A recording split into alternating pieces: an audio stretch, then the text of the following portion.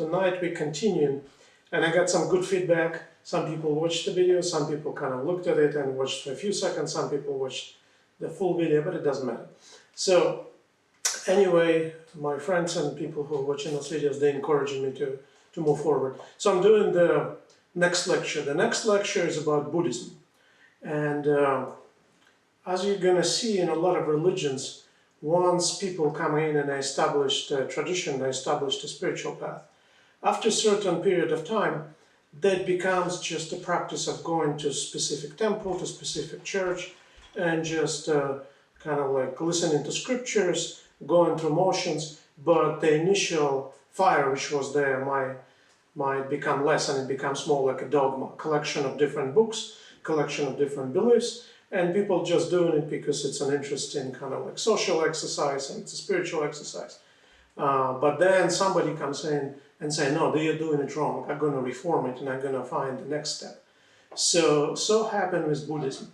So if Hinduism was about 5,000 years old, then Buddhism was born about 500 years before Christ, or before Common Era. So it's about 2,500 years, so 2,500 years.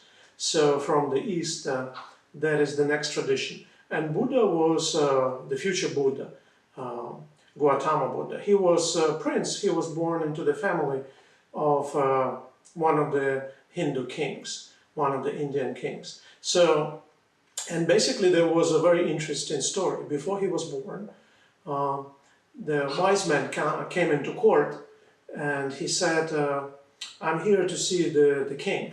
And they said, okay, but well, he said, I have a very important message. So they let him go to the king, and queen and king were sitting in their court, and he said, I have a message for you guys. You're going to have a son. And now, oh, but we couldn't have a child for such a long time, or we're not sure. He's like, I'm telling you, you're going to have a child. And that child is going to be very special. They're like, okay, in what way he's going to be special? And he said, well, he's going to be special in a way. He's either going to become a great savior, or he's going to become a great warrior, and he's going to conquer the world. So there are two possibilities. Either he's going to become a great spiritual leader, and he's going to establish a great tradition, and he's going to save humanity through his teachings, or he's going to become a great king, a great ruler, and he's going to conquer the world. So we'll see. So, and then he left. And in time, of course, the future Buddha was born, and his father and his mother, they were trying to protect him from everything. Especially his father. He wanted him to become a great king, a great warrior, a great conqueror like him. Because he kind of, he didn't like all this crazy people who live in the forest and they pray and meditate and they run around. He said, I don't want him to be like that. I want him to be like me, a great king, right? So they built a beautiful palace. And in that palace, he had everything. There are beautiful dancers, there are musicians, everything he wanted, all of his friends were beautiful. So they were trying to protect him from any kind of hardship or any kind of something which can tell him that world is not perfect. And of course he became curious when he grew up. He wanted to see the world outside of the palace. So he asked one of his servants to sneak out, and they sneak out, the two of them. And of course the first time they sneak out, they see somebody sick. And the future Buddha is saying, what is that? And they say, well, this man seems to be sick, and all of us once in a while will fall sick, and there's not much we can do, we're going to be in pain. And he said, what do you mean, even me? He said, yes, my king, even you. And so he said, but how is it possible? He said, that's the reality. Once in a while, people become sick.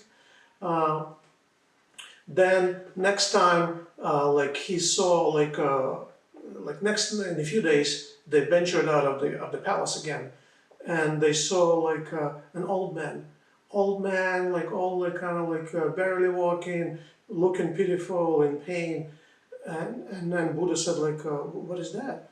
He said, well, my king, this man's old. He said, what do you mean old? He said, well, right now we're young and we're full of energy, but one day we're going to start to grow old, and nobody can start that. Nobody can stop that process. Everybody have to go through old age. And Buddha said, that's impossible. Are you sure? He said, yeah, they're sure. He said, okay. So then he started to think that people are kind of hiding something from him. And the third time,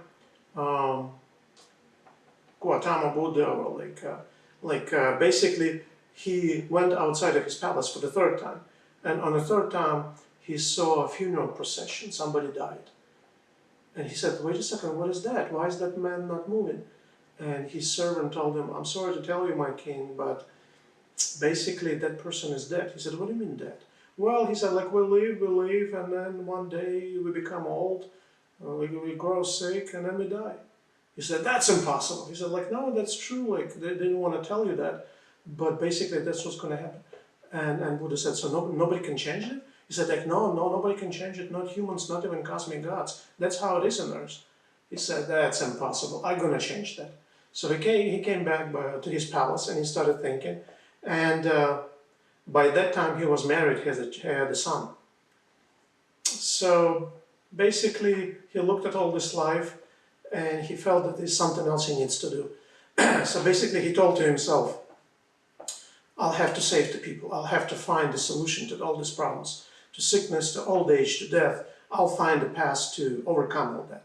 And at that time in Hindu tradition, they already had the tradition that if you're looking for truth, if you're trying to get to the next level, you retreat to the forest. In the forest, there are people who practice in different yogas. And basically the practice was in kind of like you're living and you're barely eating, you're trying to get rid of all the desires. And the biggest thing was meditation. So the vehicle to achieve new vision was to stop their mind. So they believed in Hinduism and later on in Buddhism that the mind is there to help us with different calculations, to help us like make money and to pay the rent, but it is running wild.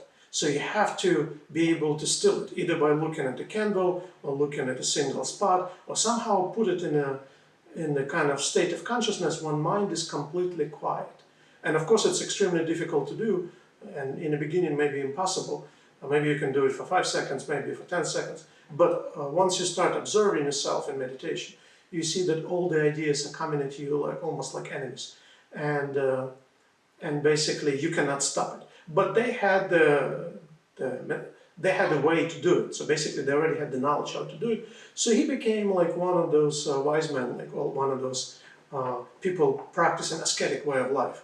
So he was living in the forest, he became extremely thin, he was barely eating, and he spent years there. Some people were teaching him different ways to meditate, different exercise, breathing exercise. So he got a lot of knowledge, but he still couldn't get to the point that he was still a human being learning. He couldn't get to the point that he knows what needs to be done.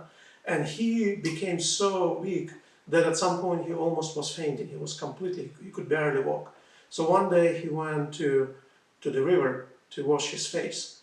And there was a peasant girl who was bringing milk, and she looked at him and he looked bad. He looked like old and frail and skinny. So she got some rice and some milk and she offered it to him.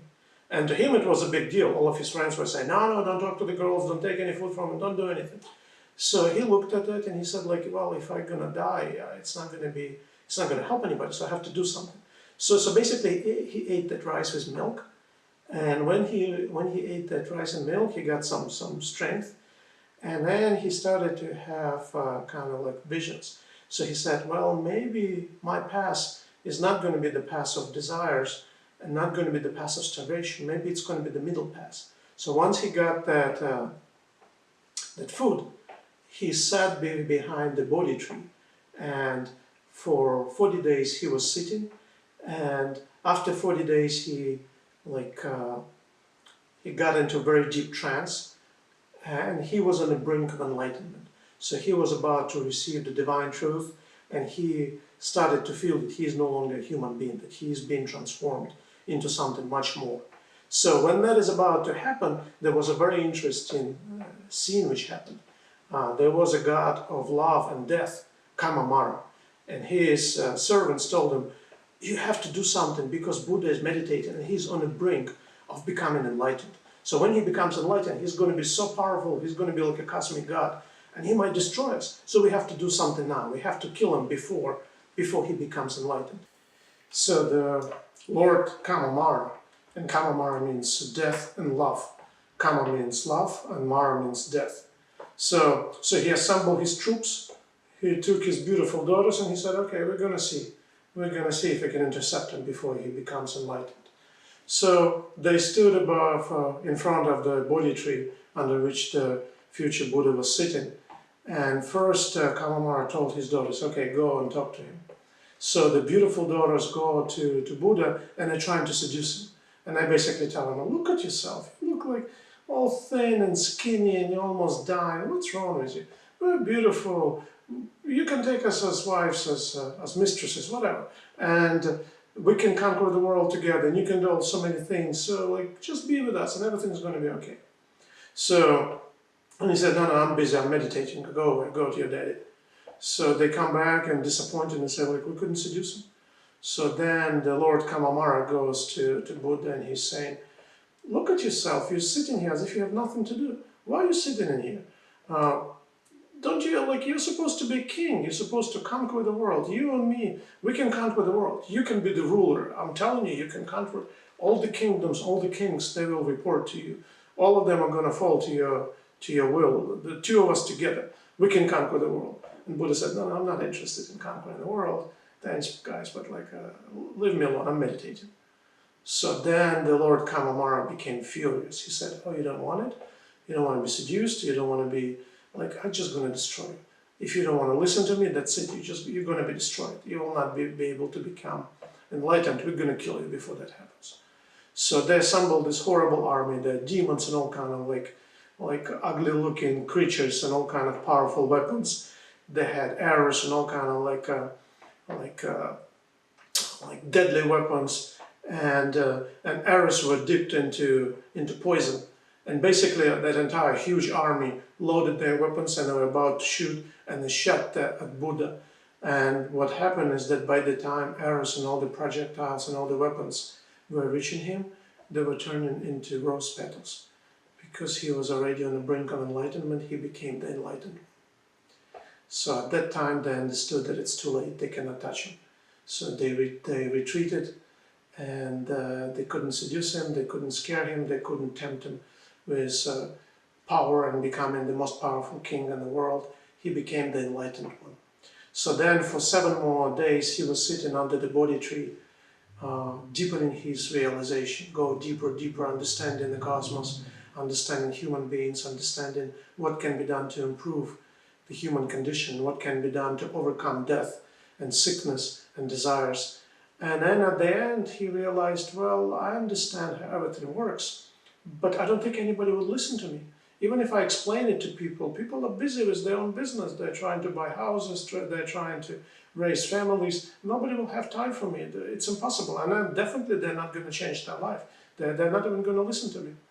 So by that time he decided that he's going to go into the nirvana. Nirvana meaning the state of delight, where he lives in his own world and he is absorbed from the world. And human beings, those who are interested, they will, like him, sit in a forest and realize the highest truth, and they will be liberated this way. But then the cosmic gods, like Brahma and Shiva and Vishnu, they started asking him, and Indra, they would say, no, no, no, you have to do something for human beings. If you do not create your own teaching, if you do not teach on earth, they will have no chance. So you have to describe your vision to them. You have to come up with some kind of like system so that they can follow your path. Maybe not fully, but at least they will have a chance.